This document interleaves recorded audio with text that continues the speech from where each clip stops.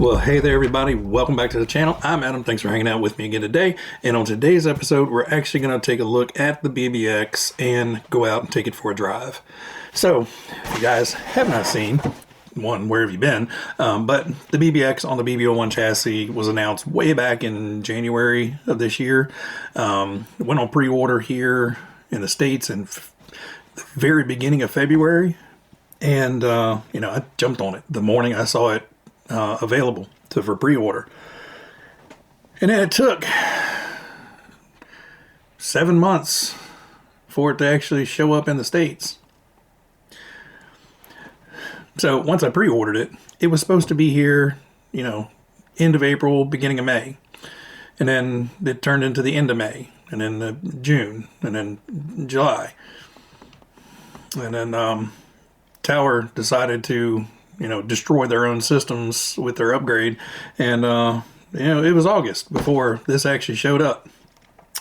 So when I saw the kit, I was super excited about it. It's a brand new platform. It looks fantastic.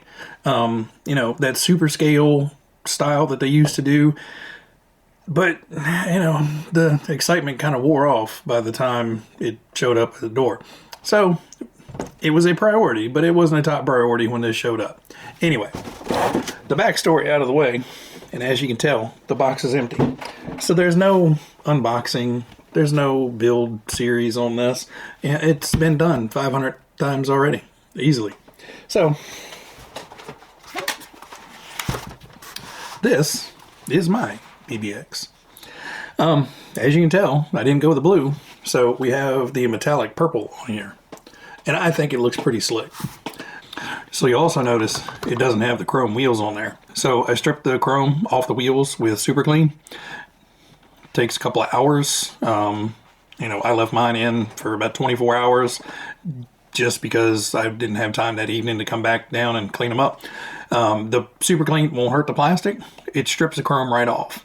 Now when you're doing that, just make sure when you take it out, because the chrome will all disappear, but there is like a glue type residue left behind. So if you get them out and they kind of look dirty, grungy, and have like a slime on them, just leave them in there for a little bit longer. That stuff will come off super easy. And then once you get them out, just take a toothbrush and some soapy water, scrub them up, get all that residue and stuff off. You're good to go. Painting them isn't optimal. Paint will chip off fairly easily, but these are the Shelf Queen display wheels and tires. I actually have a full set of the stock chrome as well, and those will be the runner wheels and tires. I just went with the stock. I wasn't going to try to get fancy and find different tires for it. The rears seem decent. The fronts seem a little hard and will probably tend to slide out. They don't have the deepest tread.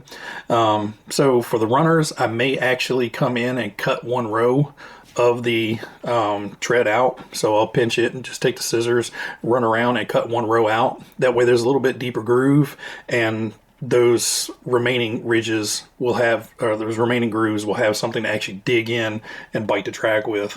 But again, this isn't going to be a daily runner for me. Now, the spare tire situation, it looks okay. But you're adding weight to the absolute worst part of this vehicle. It's in the back where the motor and the transmission and the ESC and all that stuff are already residing back here on the very end of the buggy. So it's already, overweight back here. And then you're going to add more weight all the way up top. So I wasn't going to do that. But I did fill in that panel. So I just took a scrap piece of lac sand, painted it white like the roof, and then we just stuck some decals on, of assorted style. I think, the BB01 at the top is on the stock sheet, and the rest just came off of other scrap decal sheets that I had laying around. The Free Flow, the Exact, the Tamiya was on there, I think, but just stuck some random decals on there as like sponsor, and I think it cleans up the back end of that, so you just don't have empty cage sitting back there. So the build of the buggy went fine. The instructions are clear. They're typical Tamiya instructions. Everything went together fairly well, no issues.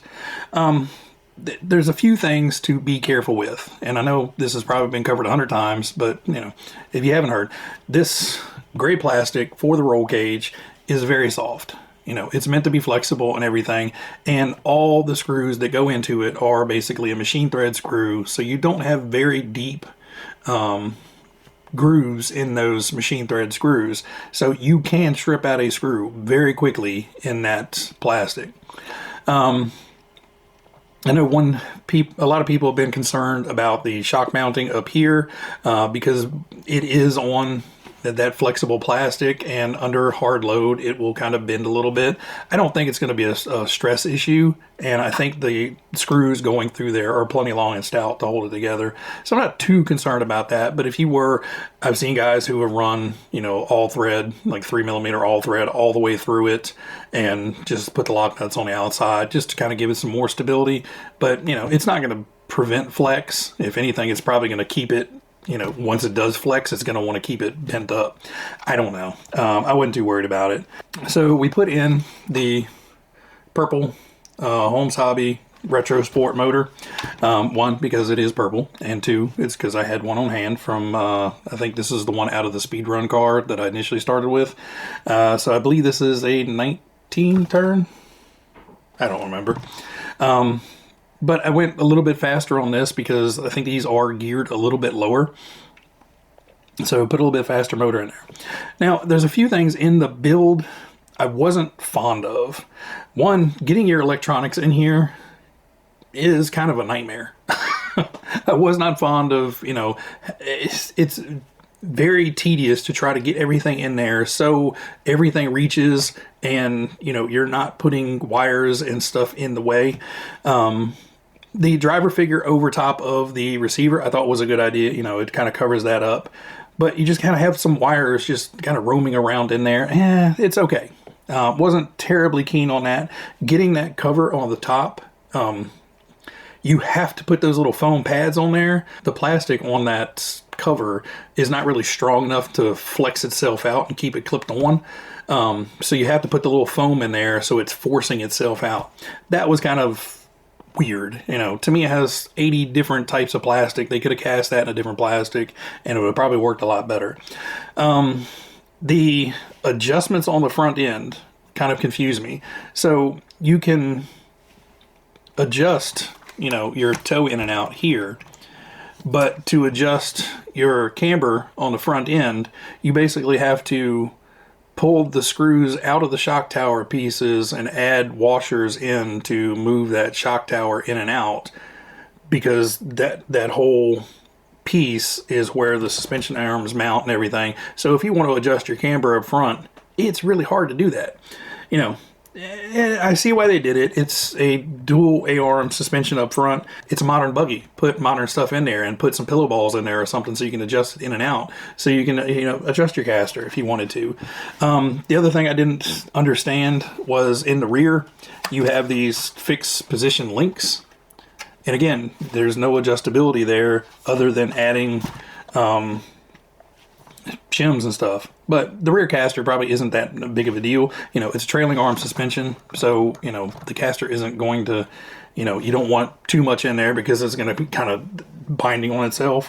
One of the other things I was not keen on is the front shocks. Basically, they tell you to build the shocks with this huge gap in the front between the spring and the top of the shock, which basically by the time you get it built, your shock collar, your spring collar, is almost all the way down at the bottom of the shock. So you really don't have any more compression tension that you can put on that spring. So it seems like they reused some springs off of something else that were way too light, and they were just like, I don't know, just build the collar all the way down to the bottom. They should have made new springs, stiffer springs on the front, so the shock collar could have been up towards the top at, you know, a reasonable level, and then you could push them down a little bit more if you wanted more tension on those springs. So that I thought was a little weird. You know, there's not much more room. Like, there's like 2 or 3 millimeters of space left to go on that shock body, and then now you're down to the bottom of the shock body to put that adjuster on. There's minor things, you know, none of these are deal breakers. It's just quirky things that I thought, you know, these guys are designing modern day stuff, and it seems like they're missing the mark on some of the things. I don't know. For the price of this kit, you know, you can get a Dirt Master, and you know, it is fully adjustable. You know, you can adjust everything on it. This is nowhere near as adjustable and seems to have some shortcomings. I was glad to see that they put the aluminum diff nut in the ball differential on this one. That would have been a deal breaker. I would have not bought this if they put that stupid plastic differential nut. I know it's silly, but I refuse to try to buy. I refuse to buy something that has an inherent flaw right out the door. And you know, thankfully they learned their lesson from the TD4. That whole debacle of everybody stripping those out when they were trying to build their diffs, that they put the aluminum diff nut in here. Personally, I would rather seen a gear diff, just because they're so much easier. There's no adjustment, there's no fiddling with it. You know, it just build it, put some grease in there, and let it run. But that's me. I'm old school. I like the gear diffs. Enough about the negatives of the build. The positives of the build, you know, it is a cool ass looking car. You know, everything is nice and scaled. The driver in there looks, you know, appropriate sized. You know, it's the old classic desert buggy type look. I like the little rear pods back here to cover up the rear end of the cage. And again, the cover that I made up there, I like the way that fills in and kind of flows with all the white on the top. The cover popping off, I did have some issues trying to get the Velcro on there and in the right spot. The bottoms are nice and easy, but there's no indicators on the top of where to put it. So I just basically barely put the Velcro on and try to stick the body on. But then when you do that, you press the Velcro down and it doesn't want to stick to the body, and all the Velcro just stuck to the bottom, not the top. You just kind of have to eyeball that.